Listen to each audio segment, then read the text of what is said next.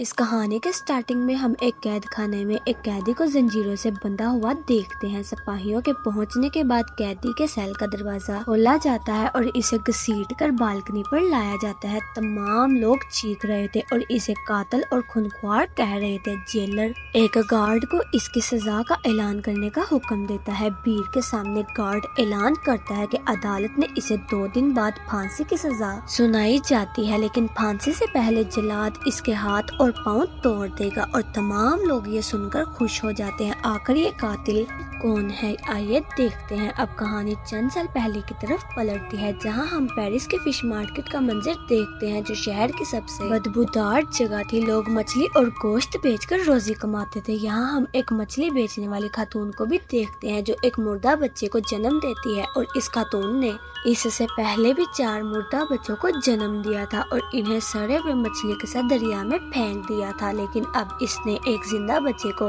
جنم دیا تھا، لیکن اسے مردہ سمجھ کر وہ اسے بھی دریا میں پھینک دیتی ہے۔ اب وہ بچہ سڑی ہوئی مچھلیوں کی بدبو سے روتا ہے۔ وہاں موجود لوگ اس بچے کو دیکھ کر اس کی ماں کو لعنت دیتے ہیں۔ یہ بچہ وہی قیدی ہے جسے سزا سنائی گئی تھی۔ اس کا نام فلیم تھا۔ اس میں 2 خصوصیات تھی۔ پہلی، اس میں بہترین سونگھنے کی حس تھی، اور دوسری، اگر کوئی اسے چھوڑ دیتا تو وہ شخص کسی نہ کسی طریقے سے مر جاتا تھا، جیسا کہ اس کی ماں جس نے اسے پیدا ہوتے ہی پھینک دیا تھا۔ اس کو سزائے موت سنائی گئی اور فلیم کو ایک یتیم خانے میں بیچ دیا جاتا ہے، جو بچوں کو صرف پیسوں کے لیے پالتی تھی، لیکن یتیم خانے کے بچے اپنی اہمیت کو لے کر عدم تحفظ محسوس کرتے تھے، لہذا وہ فلیم کو مارنے کی کوشش کرتے ہیں، لیکن یتیم خانے کی مالکن آ کر اسے بچا لیتی ہے اور ان بچوں کو مارنے لگتی ہے۔ یتیم خانے میں مشکلات کا سامنا کرتے ہوئے فلیم 5 سال تک کچھ بھی نہیں بول سکتا، لیکن اپنے سونگنے کی حس کا استعمال کرتے ہوئے سب کچھ جانتا تھا۔ یتیم خانے میں جگہ کم ہونے کی وجہ سے یتیم خانے کی مالکن اسے جانوروں کی کھال جمع کرنے والے کے پاس 13 سال کی عمر میں بیچ دیتی ہے۔ جیسے ہی فلیم وہاں سے نکلتا ہے، کچھ چور مالکن کو مار کر اس کا سارا پیسہ چرا لیتے ہیں۔ فلیم کا خریدار اس سے سخت محنت لیتا ہے اور وہ اسے شہر بھی لے کے جاتا ہے، جہاں بو سے باہر آ کر فلیم پہلی بار خوبصورت دنیا اور خوشبو کا ذائقہ لیتا ہے۔ سامان چھوڑ کر فلیم کو ایک پرفیوم کی دکان دیکھ کر تجسس ہوتا ہے۔ وہ ایک دکاندار کو ایک مشہور پرفیوم پکڑے ہوئے دیکھتا ہے، اور اسی وقت وہ ایک پھل بیچنے والی لڑکی سے ایک اور خوشبو محسوس کرتا ہے۔ وہ اس سے متاثر ہوتا ہے۔ وہ لڑکی اسے بھوکا سمجھ کر اسے پھل پیش کرتی ہے، لیکن وہ اس کا ہاتھ پکڑ لیتا ہے۔ اس پر وہ خوفزدہ ہو کر وہاں سے چلی جاتی ہے، لیکن فلیم اپنی سونگنے کی حس سے اسے ڈھونڈ لیتا ہے۔ وہ اس کے پیچھے بیٹھ جاتا ہے۔ وہ لڑکی اپنے پیچھے کسی کے ہونے کی شک سے پیچھے دیکھتی ہے اور خوف کے مارے چیخ اٹھتی ہے، لیکن فلیم اس کے منہ پر ہاتھ رکھ کر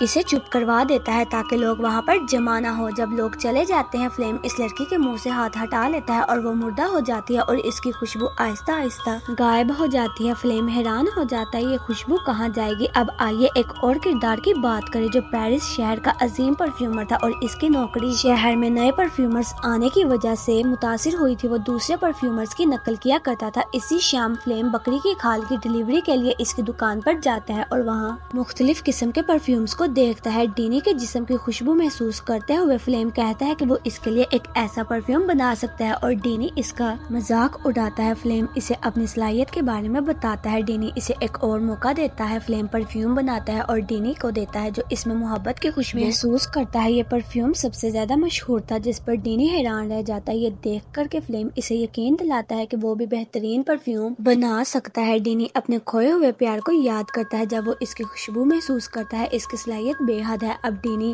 فلیم کو گریمل سے خرید لیتا ہے۔ اسی رات گریمل نشے کی حالت میں ایک دریا میں گر کر ہلاک ہو جاتا ہے۔ فلیم ڈینی کے پرفیومز کے لیے ایک کیٹالسٹ بن جاتا ہے، جس میں وہ پیرس بھر میں مشہور ہو جاتے ہیں۔ ڈینی فلیم کو پرفیوم بنانا سکھاتا ہے۔ وہ فلیم کو 3 سیٹوں کے بارے میں بتاتا ہے، جن میں ہر ایک میں 4 خوشبوئیں شامل ہوتی ہیں، جو ہر پرفیوم کا حصہ بنتی ہیں۔ اس کا مطلب ہے کہ کل 12 خوشبوئیں، جنہیں انسان آسانی سے فرق کر سکتے ہیں، ورنہ اس دنیا میں کوئی موجود انسان اس پرفیوم کا مقابلہ نہیں کر سکتا۔ اگر کوئی 13واں پرفیوم بنائے، فلیم اس کے بارے میں جذباتی ہو جاتا ہے کہ وہ اسے بنانے کے قابل ہو جائے گا، اور وہ ڈینی سے اس کا طریقہ سکھانے کو کہتا ہے۔ پوری دنیا میں بہترین طریقہ دینے کا وعدہ کرتے ہوئے ڈینی اسے 10,000 پھولوں کی بوتلوں میں شامل کرنے کا عمل بتاتا ہے، جو اس کے ڈیزائن کردہ مشین کے مطابق ہے، جو اس نے پیرس آنے سے پہلے سیکھا تھا۔ ایک دن ڈینی فلیم کو روتے ہوئے دیکھتا ہے۔ جب ڈینی وجہ پوچھتا ہے تو فلیم اسے جھوٹا کہتا ہے اور کہتا ہے کہ اس کا بتایا ہوا طریقہ ناکام اور اور پرانا ہے، میں لوہے اور شیشے کی بوتل میں قید نہیں سکا۔ ڈینی کے واقعے کے بعد فلیم وہیں پر بے ہوش ہو جاتا ہے۔ اب ڈینی کو فلیم کی بیماری کے بعد شہرت کے نقصان کا خدشہ تھا۔ فلیم ڈینی سے دیگر طریقے پوچھتا ہے اور وہ اسے جانوروں کی کھال سے خوشبو نکالنے کا طریقہ بتاتا ہے۔ ڈینی اسے گراس جانے کا حکم دیتا ہے، وہ بدلے میں 1000 فارمولے لیتا ہے۔ فلیم گراس جا کر کام سیکھتا ہے جیسا کہ ڈینی نے اسے وہاں پر کام سیکھنے کے لیے بھیجا تھا۔ جیسے ہی فلیم روانہ ہوتا ہے ڈینی کا گھر تباہ ہو جاتا ہے اور وہ مر جاتا ہے۔ گراس جاتے ہوئے فلیم پہلی بار آزادی کا احساس کرتا ہے، وہ کسی کا غلام نہیں تھا اور اپنے فیصلے خود کر سکتا تھا۔ اب گراس جانے کے 2 راستے ہیں، ایک راستہ گاؤں سے گزرتا ہے جبکہ دوسرا پہاڑوں کے درمیان سے لے جاتا ہے۔ اب وہ پہاڑوں کے راستے سے جانے لگتا ہے۔ راستے میں اسے ایک غار نظر آتا ہے جہاں وہ آرام کرنے کے لیے لک جاتا ہے۔ وہ وہاں کئی دن پرسکون نیند گزارتا ہے اور ایک دن وہ اس پھل فروش لڑکی کا خواب دیکھتا ہے۔ کنفیوژن میں جاگتے ہوئے فلیم اپنے جسم کی خوشبو محسوس کرتا ہے لیکن اپنی خوشبو محسوس نہیں کر پاتا۔ بارش میں نہاتے ہوئے اسے پتا چلتا ہے کہ اس کی اپنی کوئی خوشبو نہیں ہے۔ اگلی صبح وہ گراس کے راستے پر چلتا ہے اور اسے اس پھل فروش لڑکی کی خوشبو محسوس ہوتی ہے۔ وہ دیکھتا ہے کہ سب سے حسین لڑکی گاڑی سے اتر رہی ہے۔ یہ دیکھ کر وہ اس کا پیچھا کرتا ہے اور گراس پہنچتا ہے۔ اس لڑکی کے پیچھے جاتے ہوئے وہ ایک محل میں داخل ہوتا ہے جو دنیا کے امیر ترین آدمی ریچس کا تھا۔ لورا خوبصورت لڑکی اس کی بیٹی تھی کہ گراس کی سب سے حسین عورت تھی۔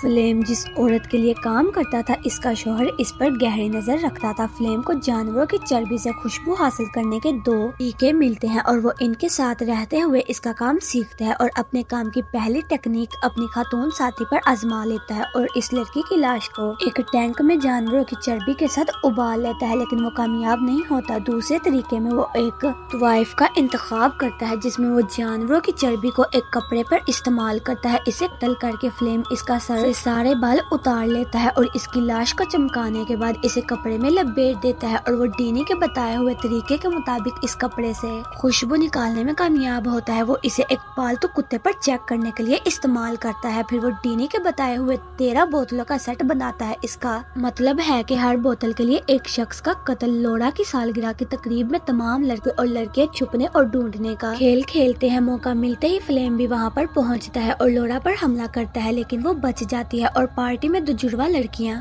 غائب ہو جاتی ہیں۔ اب ہمیں پتہ چلتا ہے کہ فلیم ان دونوں لڑکیوں کو قتل کر کے سیٹ کی پہلی 2 بوتلیں تیار کر لیتا ہے اور دونوں لڑکیوں کی لاشیں شہر کے پل کے نیچے پانی میں تیرتی ہوئی نظر آتی ہیں۔ اس کے بعد پورے شہر میں لڑکیوں کے قتل کا سلسلہ شروع ہو جاتا ہے اور ڈرے ہوئے لوگ اپنی بیٹیوں کو بچانے کے لیے گھروں کے باہر دروازوں کو تالے لگانے لگے لیکن فلیم نے 12 بوتلوں کا سیٹ تیار کر کے انہیں ایک بڑی بوتل میں ملا دیتا ہے۔ اب اسے مکمل پرفیوم بنانے کے لیے ایک اور بوتل چاہیے۔ اس کا مطلب ہے کہ لورا کا قتل ریچز مشاہدہ کرتے ہوئے کہتا ہے کہ تمام مقتول لڑکیاں جوان تھی جن کے جسم پر کسی بھی قسم کا نشان نہیں تھا۔ اس قاتل نے انہیں کسی خاص وجہ سے قتل کیا ہے۔ تمام لوگ چرچ کی مدد کے لیے جاتے ہیں اور چرچ کے پادری ان کی مدد کرنے پر رضامند ہو جاتے ہیں۔ وہاں آنے پر ایک آدمی قاتل کے پکڑے جانے کی اطلاع دیتا ہے۔ تمام لوگ یہ سن کر خوشی سے جھوم اٹھتے ہیں۔ ریچز اس خبر پر یقین نہیں کرتا۔ اپنی بیٹی کی فکر کرتے ہوئے وہ گراس چھوڑنے کا فیصلہ کرتا ہے۔ اگلے دن اپنی بیٹی کے ساتھ وہ فرار ہو جاتا ہے۔ فلیم شہر سے نکلنے والی لورا کی خوشبو محسوس کرتا ہے۔ اس کا پیچھا کرتے ہوئے وہ اپنی صلاحیت سے اسے ڈھونڈ لیتا ہے۔ دوسری طرف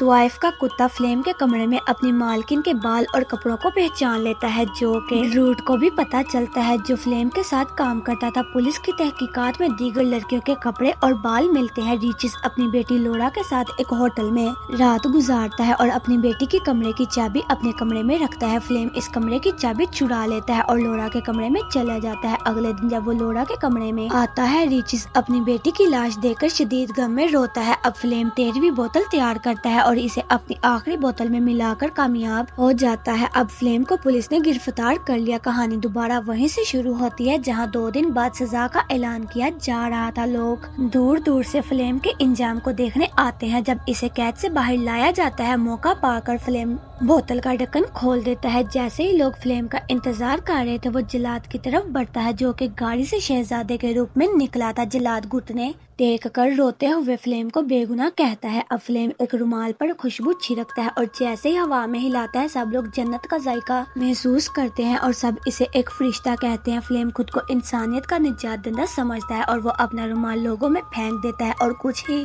دیر میں سب لوگ محبت کرنے لگتے ہیں بغیر کسی چھوٹے بڑے امیر غریب سیاہ سفید کے فرق کے۔ یہ دیکھ کر فلیم کو سچی محبت کا احساس ہوتا ہے۔ وہ اس پھل فروش لڑکی کو یاد کرتا ہے۔ اسے یقین ہوتا ہے کہ اس طرح محبت کر کے وہ اسے اپنا بنا سکتا تھا۔ یہ سوچتے ہوئے وہ غمگین ہو جاتا ہے اور رونا شروع کر دیتا ہے۔ اچانک ریچس تلوار ہاتھ میں لیے وہاں پہنچتا ہے تاکہ فلیم کو قتل کرے، لیکن خوشبو کا جادو اسے بھی بے قابو کر دیتا ہے اور اس کے قدموں میں جھک کر معافی مانگتا ہے۔ فلیم اپنی غلطی کو سمجھتا شہر چھوڑ کر چلا جاتا ہے۔ بعد میں خوشبو کا اثر لوگوں میں ختم ہو جاتا ہے۔ فلیم اب اپنی جائے پیدائش مچھلی والے کاؤنٹر کی طرف واپس جا رہا تھا۔ وہ اپنی جیب سے خوشبو کی بوتل نکالتا ہے اور اسے اپنے اوپر پورا کا پورا انڈیل لیتا ہے۔ یہ دیکھتے ہوئے کمرے موجود ہر شخص کی نظریں اس کی طرف متوجہ ہو جاتی ہے کیونکہ خوشبو کے اثر نے اسے چیر دیا تھا۔ اسی طرح فلیم کی زندگی کے ساتھ ساتھ یہ کہانی بھی یہیں پر ختم ہو جاتی ہے۔ مزید ایسی ویڈیوز کے لیے ہمارے چینل کو لائک کریں، سبسکرائب کریں۔ اللہ حافظ۔